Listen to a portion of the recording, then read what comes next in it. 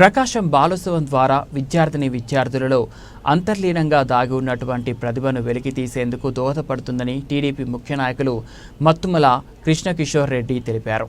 ప్రకాశం జిల్లా రాచల మండల కేంద్రంలోని స్పందన విద్యా సంస్థల నందు నిర్వహించిన ప్రకాశం బాలోత్సవ అభినందన సభకు గిద్దలూరు టీడీపీ ముఖ్య నాయకులు ముత్తుమల కృష్ణకిషోర్ రెడ్డి ముఖ్య అతిథిగా పాల్గొని ప్రకాశం బాలోత్సవంలో జిల్లా స్థాయిలో విజేతలుగా నిలిచిన విద్యార్థులకు అభినందనలు తెలిపారు. ఈ సందర్భంగా ఆయన మాట్లాడుతూ విద్యార్థులలో అంతర్లీనంగా దాగి ఉన్నటువంటి ప్రతిభను వెలికితీసేందుకు ఇలాంటి పోటీలు ఎంతగానో దోహదపడతాయని తెలిపారు. విద్యార్థుల చదువుతో పాటు అన్ని రంగాల్లో ముందుంచేందుకు నిరంతర కృషి చేస్తున్న స్పందన విద్యా సంస్థల యాజమాన్యాన్ని మరియు ఉపాధ్యాయులను కొనియాడారు.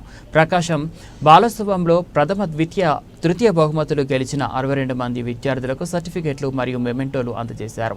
ఈ కార్యక్రమానికి జేవీవి రాష్ట్ర నాయకులు పి స్వరూపారెడ్డి, రాచర్ల టీడీపీ మండల అధ్యక్షుడు యోగానంద్, జిల్లా ప్రధాన కార్యదర్శి జీవనేశ్వర్ రెడ్డి, కాశీరెడ్డి, పాఠశాల యాజమాన్యం, స్టాఫ్ మరియు విద్యార్థులు తల్లిదండ్రులు పాల్గొన్నారు.